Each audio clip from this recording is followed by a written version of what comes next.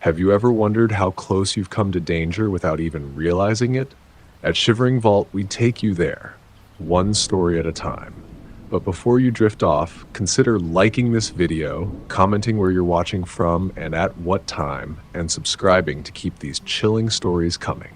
Now, let's dive into these unsettling tales.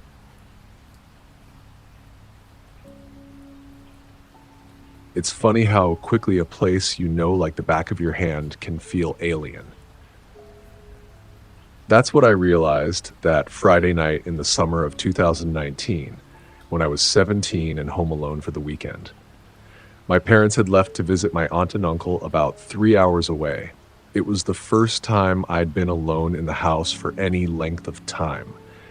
And I was honestly kind of excited about it. I mean, who wouldn't be, right?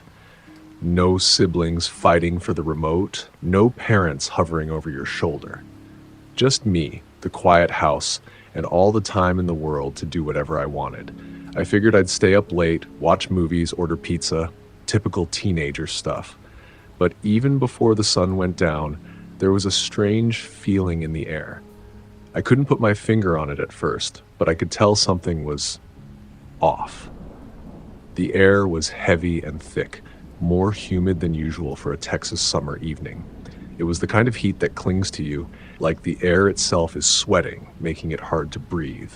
The kind of night where the silence feels almost too loud. By 10 p.m., I had finished dinner and was in the process of locking up for the night.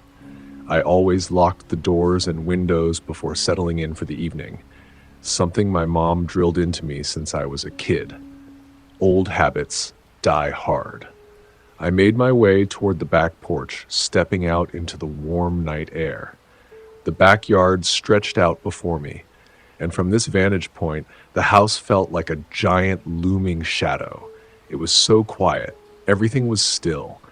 The only sound was the distant hum of crickets, that familiar chorus of nighttime insects that usually made me feel at peace.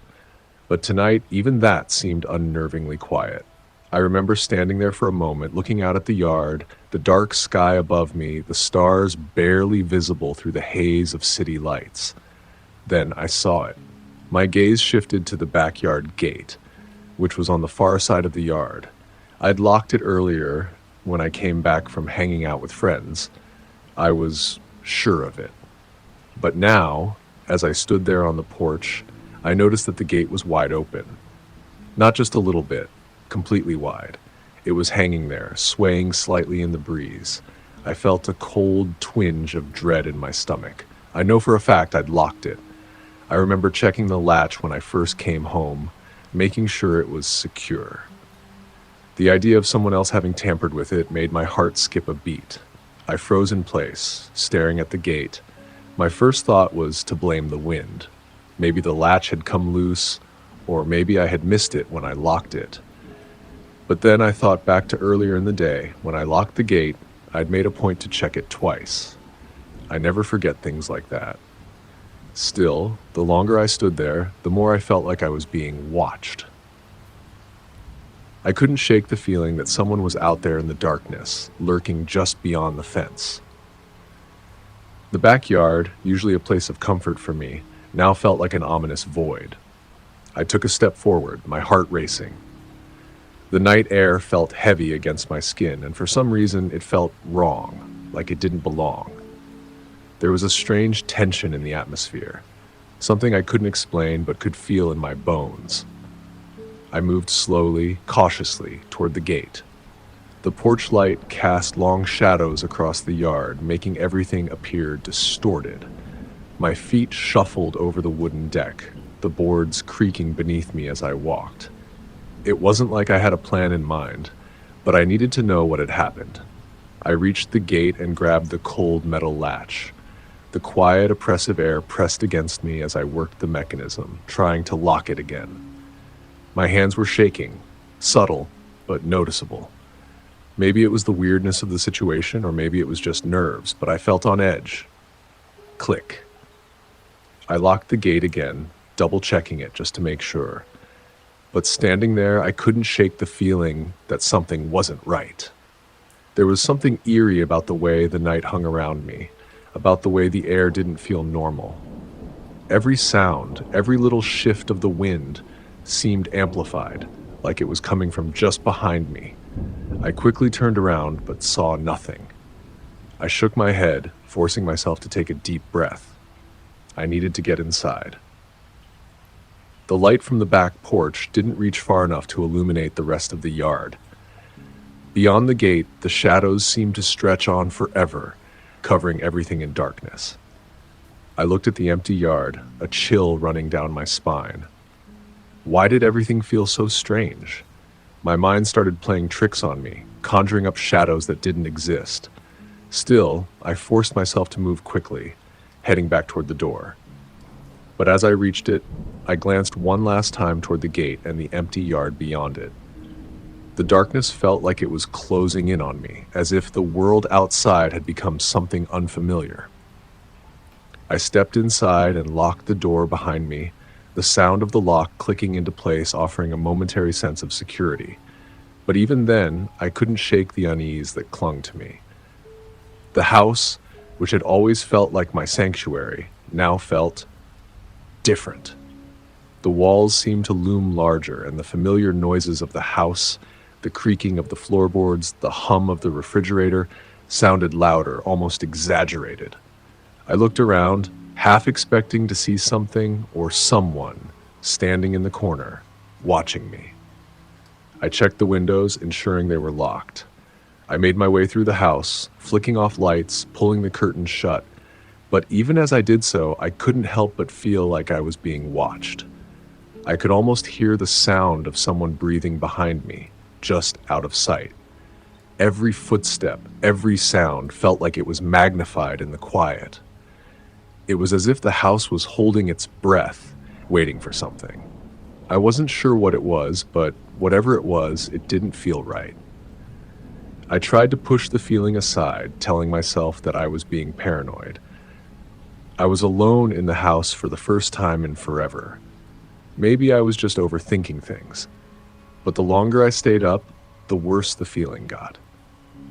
The quiet that had once been comforting now felt oppressive, and no matter how hard I tried to focus on the movie I'd started, I couldn't shake the gnawing sense of discomfort.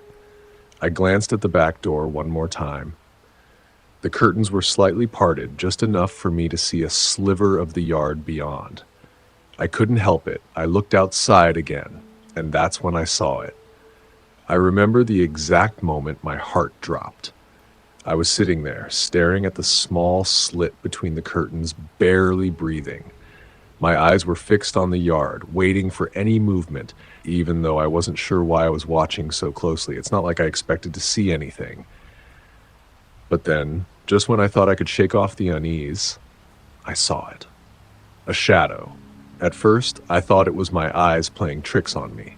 But no, this was real. There, in the dim light, just outside the small shed at the edge of the yard, I saw the figure of a person crouching low to the ground. It was as if he was trying to blend in with the darkness, but his shape stood out like a dark silhouette against the faint glow of the moonlight. My breath caught in my throat. I stared at the figure, my mind struggling to make sense of what I was seeing. Why was someone out there, and why were they hiding behind the shed like that? It didn't make sense. This wasn't the kind of neighborhood where people just hung around in the yard at night, let alone behind a shed in the dark. I felt the blood drain from my face, the cold feeling from earlier now turning into something worse, fear. I was frozen. My whole body went tense, every nerve on edge. I couldn't move. The only thing I could do was watch. It felt like the world had gone silent. Even the crickets had stopped chirping. The only sound I could hear was the pounding of my own heartbeat in my ears. The shadow didn't move at first. He stayed there, crouched low, his figure barely visible in the gloom. My mind was racing. Who was he? What was he doing out there, waiting like that? Was he just passing through, or was he watching the house? Then, without warning, the man stood up slowly. His movement was deliberate, slow, as if he was trying not to make a sound. My body was already shaking, but seeing him stand up made it worse. He was tall, taller than most people I knew, and his clothing was dark, blending into the shadows. I couldn't make out his face, but I could see enough of him to know he wasn't supposed to be there. My pulse quickened, and I grabbed my phone, my fingers trembling as I tried to unlock it. I had to call someone. I had to call the police. My mind was already running through the worst-case scenarios. What if he was trying to break in? My stomach turned at the thought of it. I finally managed to dial 911, whispering into the phone as I pressed it to my ear. 911, what's your emergency? The operator's voice came through the line, steady and calm. I tried to keep my voice quiet, not wanting to be heard by whoever was out there. There's someone in my yard. I don't know who they are, but they're crouching behind the shed. They're just waiting. Stay calm, the operator said. We're sending officers to your location. Stay inside and lock all doors and windows. Do you have a secure place you can hide? I didn't even answer at first. My eyes were glued to the window, watching the figure outside, unable to look away. The man hadn't moved. It was like he was waiting for something, or maybe for someone. My mind was racing with possibilities, all of them dark and terrifying. He's still out there, I whispered, my voice barely audible. He's just standing there. The operator gave me instructions to stay on the line with her, but every second felt like an eternity. I could feel the cold sweat forming on my palms, my hands still gripping the phone tightly. I didn't want to leave the window, but I knew I had to. I couldn't risk him seeing me. So I stayed as still as possible, watching through the sliver of the curtains. And then, without warning, the man moved again. He stepped forward, his footfalls quiet but deliberate, heading toward the back door of the house. I felt my breath catch in my throat. It was like my whole body went numb. Why was he heading toward the door? Was he trying to get inside? I watched as he reached the back porch. My heart slammed in my chest, my mind reeling as I realized what he was doing. He grabbed the door handle. The handle turned. I barely muffled the gasp that rose in my throat. It didn't open, though. The door was locked, thank God. But he didn't leave. He didn't walk away. He stayed there. His figure stood still, listening, his back straight and rigid. I could feel the tension building in my chest as I watched, unsure of what he was waiting for. Was he waiting for me to make a move? For a long time, he just stood there, frozen, like he was listening for something. His silhouette was barely visible through the curtains, but I could see enough to know that he was there, just standing, waiting. My breath was shallow, my chest tight. I couldn't look away. The fear was suffocating, pressing down on me, but I couldn't bring myself to move. Then, after what felt like an eternity, the man moved again. He stepped away from the back door and started walking along the side of the house. His footsteps were soft, but I could still hear them in the dead silence of the night. Each step he took felt like it was echoing inside my head. I knew he was getting closer. I was paralyzed, my eyes glued to the window, barely able to breathe. What was he going to do next? Why hadn't he left yet? It felt like he was getting closer, inching toward the front of the house, towards the door, and I was trapped inside. My hand was still clutching the phone, but I couldn't speak. My throat felt dry, constricted. Every second felt like an eternity. And then, just as he neared the front of the house, there was a knock at the door. The knock at the front door hit me like a physical blow. My heart leaped into my throat, and I nearly dropped my phone. I froze, not knowing what to do. The figure outside, the man, was just a few steps away from the front of the house. It couldn't be him, could it? My stomach twisted in knots as my mind raced. Could he have circled around? Was he somehow knocking to see if I'd answer? My instincts told me to stay quiet, but my legs felt like lead. I hesitated, not daring to move. The knock came again, louder this time. I stood there for what felt like an eternity, but then, suddenly, I realized what it was.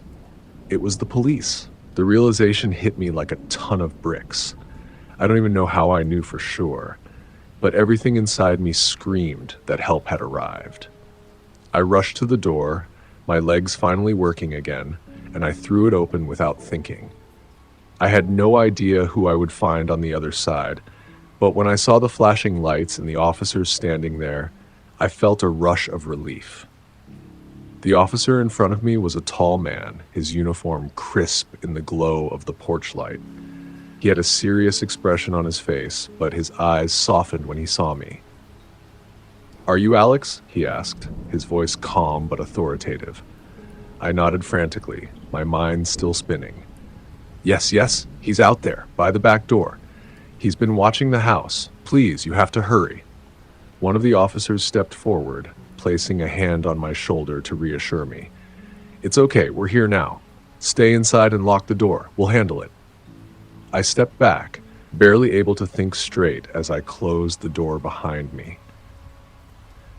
My eyes were still glued to the window as the officers moved to the back of the house, their flashlights cutting through the dark. I couldn't believe they were here. I couldn't believe they were about to confront the man outside. Minutes felt like hours as I paced nervously in the living room, watching the flashing lights reflecting off the walls. The house felt too quiet, too still, like the air was holding its breath. Then, suddenly, I heard a loud crash from the backyard. I jolted upright, my heart racing. The officers had to have found him. My breath caught in my throat as I strained to hear what was going on.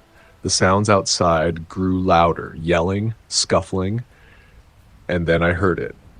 The unmistakable sound of someone being restrained. My legs wobbled and I had to sit down on the couch, gripping the armrest for support. The adrenaline was starting to wear off, leaving me feeling exhausted and dizzy. It didn't take long for the officers to come back to the front of the house. Two of them appeared in the driveway, leading the man, still handcuffed, toward the squad car. The light from the street lamp bathed his face in a sickly glow, and for the first time, I saw him clearly. He was older than I'd expected, maybe in his mid-30s, and his face was gaunt, almost hollow. His eyes were wide, darting around, but he wasn't looking at me. He was looking at the ground. One of the officers turned to me as they escorted him to the car. "We've got him. He's a wanted burglar. Been breaking into homes around the area, waiting for people to fall asleep before slipping inside." I felt a shiver run down my spine. I had no idea who this man was, but it was clear he'd been watching me. Watching my house. Waiting for me to fall asleep so he could get in. The officers kept him under control as they led him to the squad car. His hands were cuffed behind him, his face hidden in shadow under the streetlights. As they shoved him into the back seat of the police car, I could still feel the weight of his presence lingering in the air, as though he hadn't really gone. The officer who'd spoken to me earlier came back toward the front door. "You did the right thing calling us, Alex," he said. "He's been on our radar for a while, but we weren't able to catch him until now. You got lucky tonight." I nodded weakly, still processing everything that had just happened. The house no longer felt like the familiar place I had grown up in. It felt different, like something had shifted. Something had been out there, watching, and it almost got too close. "I'm just glad you guys came in time," I said, my voice barely above a whisper. "I don't know what I would have done if..." The officer gave me a reassuring smile. "Don't worry about it. You're safe now. We'll make sure this guy doesn't bother you or anyone else again." I stood there in silence as the officers finished up, their voices low as they spoke to each other. I couldn't believe it was over. I was shaken, sure, but I was relieved. "We'll need you to come in and make a statement," he said, his tone professional but kind. "But for now, get some rest. We'll keep an eye on things." I thanked him as he left, and for the first time that night, I felt my muscles loosen. I didn't know how long it would take to shake off the feeling of being watched, of being hunted, but I knew one thing for sure. I would never feel the same way in this house again. As I shut the door behind the last of the officers and locked it for the final time, I realized just how close things had been to going horribly wrong. I'd been alone, vulnerable, and that feeling of isolation, of helplessness, still clung to me. I didn't want to stay in that house anymore, but for tonight, I didn't have a choice. And the next time I'd see that backyard, the backyard that used to be a place of peace, it would always remind me of the man who had been waiting by the shed, the man who had been watching, waiting for his chance to slip inside.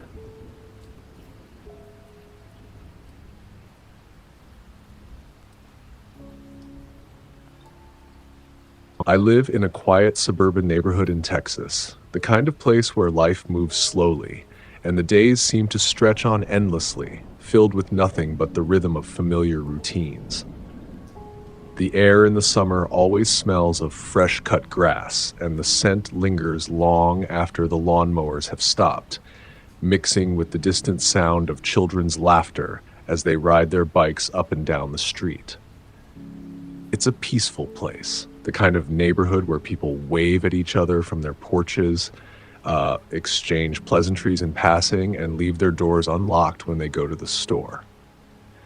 Everyone knows each other, and there's an unspoken understanding that despite the world's chaos beyond, this little corner of the world is safe. The houses are spread out enough that you feel like you have your own space, yet close enough that you can still connect with neighbors. It's a place where you can go for a walk in the evening, not expecting anything out of the ordinary, simply enjoying the sunset as it paints the sky in shades of gold, orange, and purple. There's a predictable calm that settles over the neighborhood as the day winds down. The sounds of crickets start to fill the air, and the occasional bark of a dog rings out in the distance. It's quiet. Too quiet, perhaps, but it's the kind of quiet you can take comfort in. Nothing ever seemed out of place, or at least that's what I always thought. On this particular evening, it was late September. The kind of night when the heat from the day still lingers, refusing to let go, but you can already feel the subtle hints of fall creeping in. The breeze was cool, almost comforting, offering a gentle reminder that the season was about to change. As the sun dipped behind the horizon, casting the sky in hues of orange and purple, I felt a familiar sense of contentment. It was the kind of evening that made you feel good to be alive, to simply exist in the moment, to breathe in the cool air and let it wash over you. There was no rush, no worry, only the fading warmth of the day and the quiet embrace of nightfall. I had just returned from my usual grocery run. Nothing special about it, just the weekly task of picking up everything I needed for the coming days. As I loaded 2 heavy bags into my arms, I could already feel the pull of hunger gnawing at me, and my mind wandered to what I might make for dinner. The bags were a little awkward, but nothing I couldn't handle. I had just parked my car, the engine humming softly in the background as it cooled, and I walked toward the front door of my house. My thoughts were simple and routine, thinking about dinner, about the dishes I'd need to clean, and maybe about how I should catch up on a few things before the night settled in. But that's when I noticed it. I had left my car unlocked. It was such a small thing, so minor that it shouldn't have even caught my attention, but for some reason, it did. I've always been careful, especially in the quiet of my neighborhood. I always lock the car. It was a habit, a ritual. I didn't even think about it most of the time. But tonight, in the exhaustion of running errands and the haze of the day's activities, I had missed it. At first, I didn't think much of it. I could just set the bags inside, lock up, and go back out. No big deal. But as I turned to walk back to my car, something in the air seemed to shift. It wasn't the usual calm. The temperature dropped just a fraction, and it felt like the evening breeze no longer had the comforting touch it had moments before. It was colder now, sharper. There was a subtle chill that settled over me, and the streetlights flickered in a strange, almost hesitant way, casting long, thin shadows on the sidewalk. It's hard to explain, but in that instant, the world seemed to hold its breath. The usual hum of life, the distant sounds of neighbors, the rustle of the trees faded into an eerie silence. I froze for just a moment, the hairs on the back of my neck standing up, but I didn't understand why. My heart rate picked up slightly, but I shook it off. It was just my imagination. Right? And then, there he was. He wasn't there 1 second, and the next, he was standing in the doorway of my house. I don't know how he got there. I hadn't seen him approach, I hadn't heard a car, no footsteps on the gravel. He was just there, standing in the doorway, perfectly still, like a shadow blending into the darkness of the evening. The man was tall, broad-shouldered, his posture unnaturally stiff, as though he had been waiting in that exact position for a long time. His clothes were dark, so dark that they almost disappeared into the shadows, and he wore a baseball cap pulled low over his face. I couldn't see his features clearly, but the feeling of dread washed over me the moment I looked at him. It wasn't just his sudden appearance that unsettled me. It was the way he stood there, unmoving, like he was expecting me to turn and notice him. My breath caught in my throat, my pulse thundering in my ears, drowning out all other sounds. For a moment, I couldn't move. I couldn't think. I just stared at him, frozen in place, the weight of his gaze heavy on me. It was as if he was watching me, waiting for me to do something, to react. The air felt thick, suffocating, and all I could do was stand there. I should have screamed. I should have run. But in that moment, my body refused to cooperate. My legs didn't move, my voice didn't come. I was paralyzed, caught in some kind of trance, my mind racing but unable to form a single coherent thought. His eyes were the only thing I could focus on. Wide open, unblinking, they locked on mine with an intensity that made my skin crawl. His stare was cold and calculating, like a predator eyeing its prey. And then, with a suddenness that made my breath catch, he moved. The world seemed to explode in that instant. He lunged forward, faster than I could comprehend, and I saw the gleam of something sharp in his hand. A knife, glinting in the dim light of the hallway. I felt the blood drain from my face as a shockwave of terror flooded my system. I stumbled backward, dropping the grocery bags, and my hands instinctively went up to protect myself, as if they could somehow stop what was coming. But I was too slow. I tripped over the doormat, my legs faltering, and crashed forward into the darkness of my house, my mind still reeling from the horror unfolding before me. The world around me seemed to tilt and spin as I scrambled to my feet. My heart pounded in my chest, and the sound of blood rushing in my ears was deafening. Panic surged through my veins, making my limbs feel like lead, but my mind was racing. I couldn't think clearly. I had no plan, no strategy, just pure, unfiltered fear. I glanced around the kitchen, searching frantically for something, anything that could be used as a weapon. My thoughts were muddled, chaotic, as I desperately tried to make sense of what was happening, but it was too late for planning. There was only one thing I could do: react. My hand brushed over the smooth, cool surface of the kitchen counter, fingers trembling as they searched for something solid. I didn't know what I was looking for, but I had to find it fast. Finally, my fingers closed around the familiar weight of the cast iron skillet. It was heavy, solid, and in that moment, it was the only thing between me and the man who was closing in on me. Without thinking, I swung the skillet toward him with all the strength I could muster. The pan collided with his chest with a sickening thud, sending a jolt of pain through my arm. The man grunted in surprise, but didn't stagger or fall.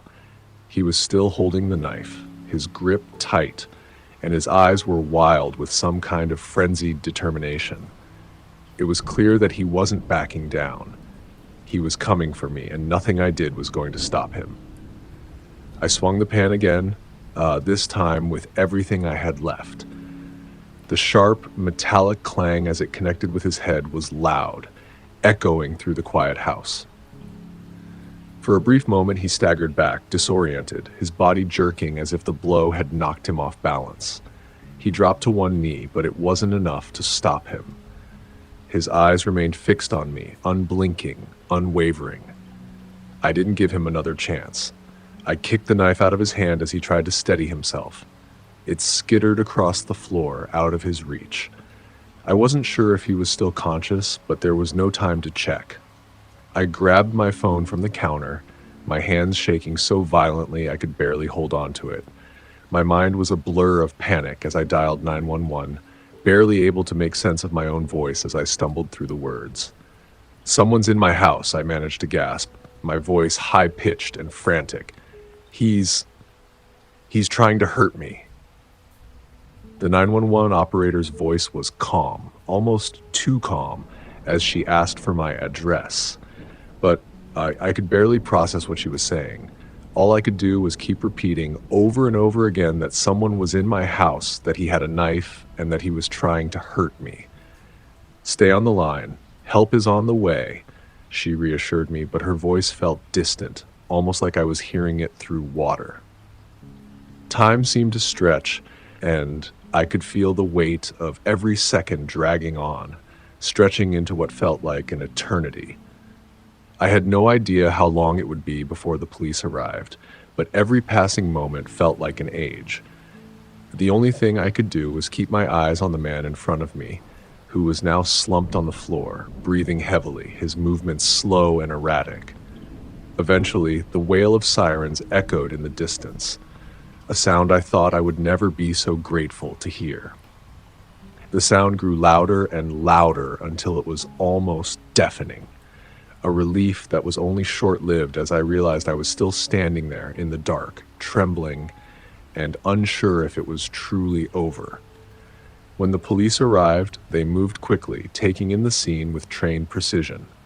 The man was still unconscious, his body limp on the floor, breathing shallowly, and he didn't stir as the officers cuffed him. For a moment I stood there, disoriented, watching the scene unfold as if it were happening to someone else, as if it weren't my life that had just been violently interrupted. The officers asked me a series of questions: who he was, how I had managed to defend myself, but I couldn't answer. My thoughts were jumbled, my body trembling from the adrenaline that was still coursing through my system. It wasn't until one of the officers turned to me with something in his hand that the full gravity of what had just occurred hit me. The man's phone. They had found it tucked in the pocket of his jacket, and when they opened it, they found something that sent a chill through my bones. Photos. Hundreds of photos. The photos were of my house, of my yard, of me. There were images taken from different angles showing my home from the street, the driveway, and even inside the house. Some of them were taken days ago, others just hours before the attack. The worst part, though, was the photos of me. Me walking to my car, taking out the trash, standing by the front door. It was clear that he had been watching me. Watching me for who knows how long. The realization that someone had been lurking in the shadows, capturing my every movement, made me feel naked, exposed. I hadn't noticed him, I hadn't seen him, but he had seen me. The police told me that the man had a long criminal history, full of offenses like breaking and entering, stalking, and assault. But there was something else that was far more chilling. He had never escalated to something like this before, not to the point of attacking someone in their own home. This was new. This was a different level of danger. And the worst part was that I had been completely unaware of it. I had been living my life, going about my day, and in the background he had been watching. When the officers left, the house felt eerily empty, like a shell, hollowed out and silent. The adrenaline that had surged through me began to fade, and in its place came a bone-deep exhaustion, both physical and emotional. But no matter how tired I felt, I couldn't escape the horror that still lingered in my mind. The memory of the man, standing in my doorway, his unblinking eyes watching me with cold intent, would never leave me. I couldn't sleep that night. The house was too quiet, too still, and every creak of the floorboards, every rustling of the trees outside made my heart race in terror. I kept telling myself that the danger was over, that I was safe now, But the images of those photos, of him watching me, waiting for the perfect moment to strike, kept replaying in my mind. How long had he been there? How many times had he stood just out of sight, waiting for me to make the wrong move? The next few days were a blur of police reports and well-meaning phone calls from friends and family. Everyone tried to reassure me that I was safe now, that the man was caught and wouldn't be able to hurt me again. But it didn't feel like that. It didn't feel like the danger had truly passed. I tried to return to normal. I tried to live my life like I used to, but nothing felt the same. The sense of safety, the sense of security I had taken for granted had been shattered in an instant. The feeling of being watched, of being vulnerable, never left me. I found myself checking the locks on my doors and windows more often than I ever had before. Every time I went outside, I couldn't help but glance over my shoulder, searching the shadows for any sign of movement.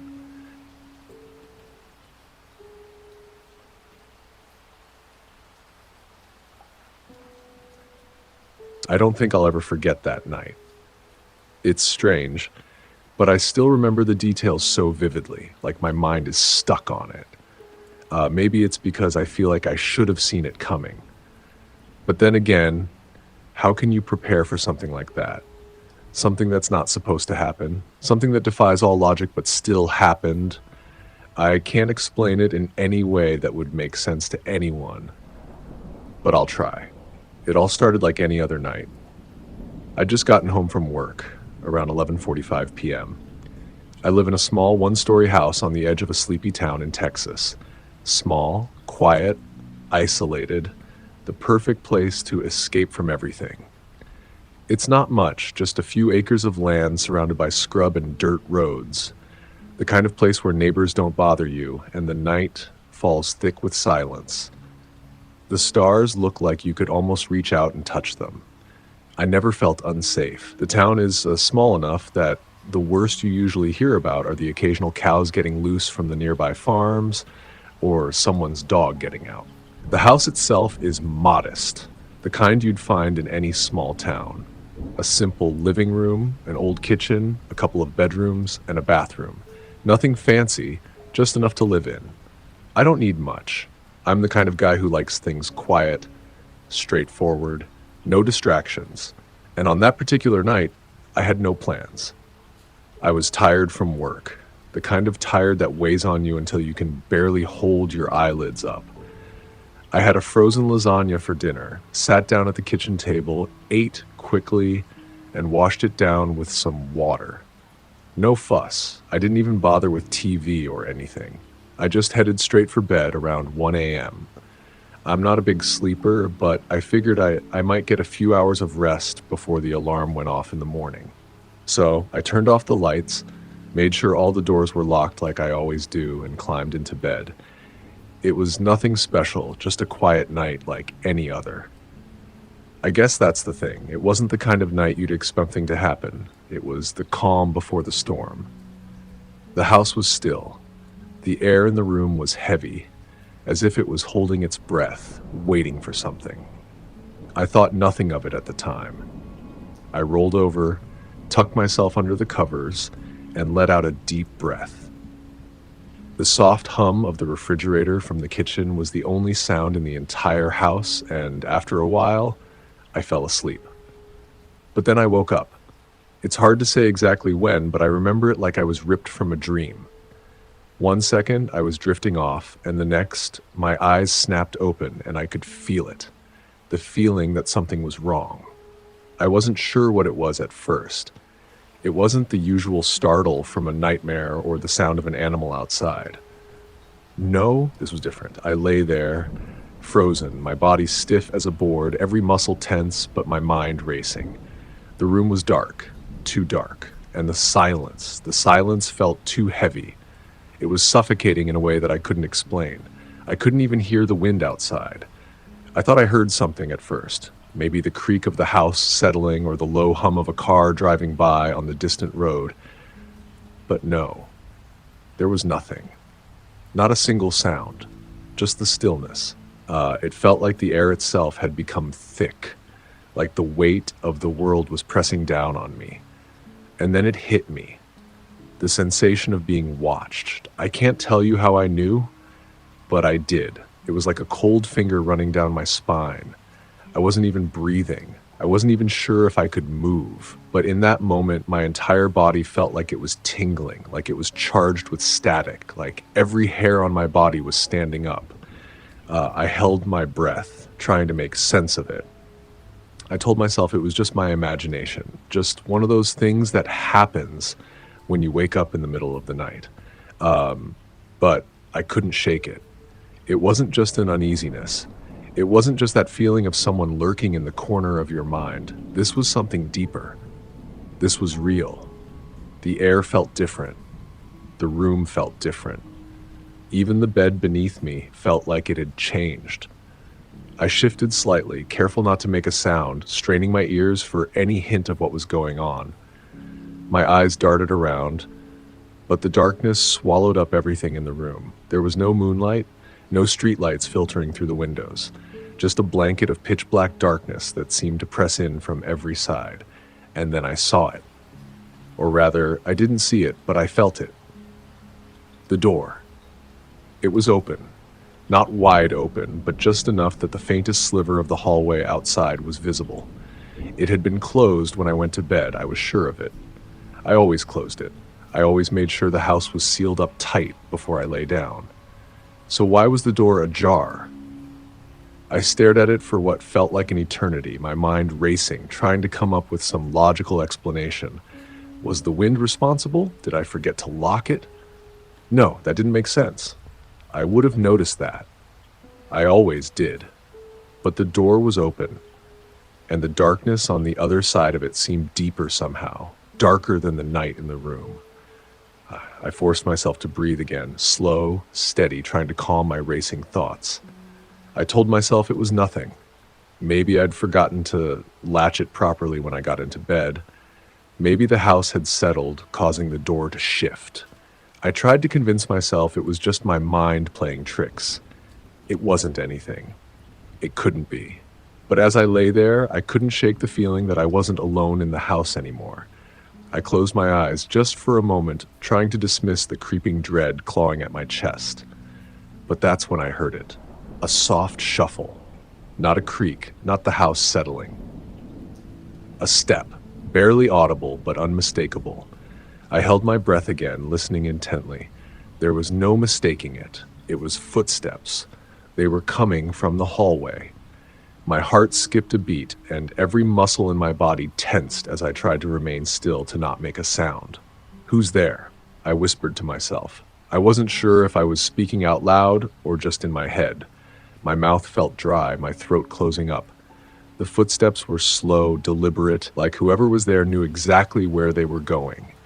And they were getting closer.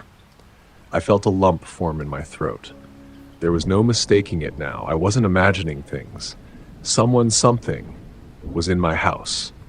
I didn't move. I couldn't move. I was paralyzed, lying there in my bed, feeling the sweat begin to bead on the back of my neck as the footsteps continued. They were slow, deliberate, like they were savoring the moment. Whoever or whatever was in my house, they knew I was here. They knew I was listening. I could feel it, the way the air seemed to thicken even more with each step. Step, pause. Step, pause. The shuffling continued, like someone was pacing just outside my bedroom door. I didn't dare make a sound, didn't even dare to breathe too loudly. My ears rang in the silence, amplifying every creak of the house, every tiny movement.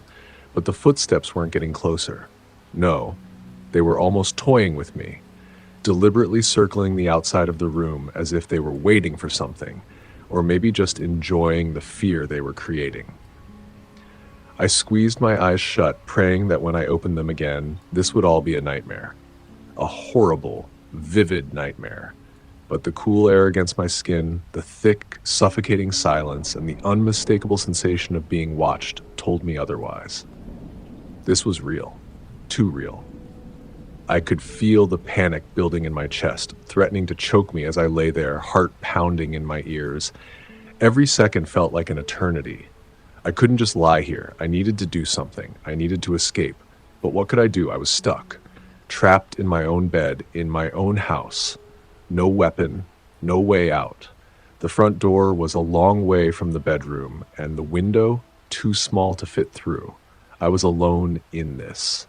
The footsteps stopped. For a brief moment, there was nothing. The silence returned, but this time it was even more suffocating, like the air itself was holding its breath, waiting for something to happen. My throat felt dry, and I could taste the copper of fear in my mouth. Then, the silence was broken, not by footsteps, but by the unmistakable sound of a door creaking open. It was coming from the hallway. My door. I couldn't help it. My eyes shot open, locking onto the faint sliver of light in the hallway that peeked through the gap in the door. I could see nothing, just darkness. But I could feel something. The air was electric, charged, like something was moving in that dark space beyond the door. My fingers twitched, my muscles aching to move, to get up, to do anything. The door creaked again, this time wider, just enough that I could see a darker shape blocking the faint light from the hallway. A figure, tall and looming, standing just on the other side of the threshold. My stomach turned. My breath hitched. I wasn't sure if I was seeing things or if my mind was playing tricks on me in the darkness, but I knew one thing for certain. I wasn't alone. I wasn't imagining it. He was there. I felt a jolt of terror shoot through me, sharp and painful. My heart was racing so fast it felt like it might burst right out of my chest. But somehow, I stayed still. I don't know why I didn't scream or shout or run. Maybe it was fear. Maybe it was the overwhelming realization that if I moved, if I did anything, it would only make things worse. I couldn't make a sound. I couldn't afford to make a mistake. For what felt like an eternity, I lay there, staring at the shadow in the doorway, trying to steady my breath. I was so terrified that I couldn't even think. Every ounce of logic in my head screamed at me to do something, to act, but I couldn't. I was trapped in my own skin, unable to move. I didn't hear anything for a long while. No footsteps, no breathing. Just the stillness, the suffocating silence. Then suddenly the figure moved. It wasn't fast, it was slow, deliberate. The figure stepped closer, the darkness seeming to swallow him up as he moved further into the room, casting long, stretched-out shadows against the walls. I could see nothing about his appearance, like he just disappeared. And then after a few minutes, I heard it. A low, raspy sound, breathing. It wasn't coming from outside the door anymore. It was inside the room now, behind me, in the same space, right in my ear. That hot, foul breath that made my skin crawl. It was close enough that I could feel it, could almost smell it. The stench of something rancid, like wet earth, or something far worse. I didn't dare turn my head, not even a fraction. I couldn't let him know that I was aware of him. If he realized I was awake, that would be it, and then I felt it. Cold fingers brushing against the back of my neck. I choked on my own breath, my entire body going rigid as if I had just been struck by lightning. It wasn't a dream. He was real, and he was right there. His hand, so cold and rough, barely touched the skin of my neck, but it felt like ice, like death itself. I wanted to scream, to fight back, to do anything, but all I could do was lie there, frozen. I thought I was going to suffocate right then, crushed under the weight of terror, my body too paralyzed to move. Then, suddenly, I snapped. I don't know what made me do it, but in that moment of sheer panic, I gathered every ounce of strength I had left. My knees shot upward, hard, connecting with the side of his body. He grunted, the sound sharp and pained, like I had struck something vulnerable. The grip on my neck loosened just a fraction, enough for me to gasp for air. It wasn't much, but it was enough. I took the chance. I wrenched myself free from his grasp, stumbling out of the bed and straight for the door. My legs were like jelly, barely holding me up, but I didn't care. I didn't look back. I didn't even hesitate. My only thought was to get out. I ran. I burst out of my bedroom, into the hallway, and I didn't stop. My feet slid on the wooden floor as I rushed past the bathroom, the hallway light flickering weakly above me. The living room was just ahead, but I had no idea if the man was following me, if he was even still there. I heard nothing, no footsteps, no movement, no sound at all. It was as if the house had fallen into complete silence again. But I wasn't fooled. The silence was suffocating, pressing in on me, mocking me. I reached the front door, our hands trembling as I fumbled for the handle. I could feel the cool metal under my fingers, but my hands were slick with sweat, shaking so violently I could barely get a grip. The door was locked. Of course it was locked. I had locked it before I went to bed. Please, please, please. I pulled at the knob again and again, but it wouldn't budge. I screamed in frustration.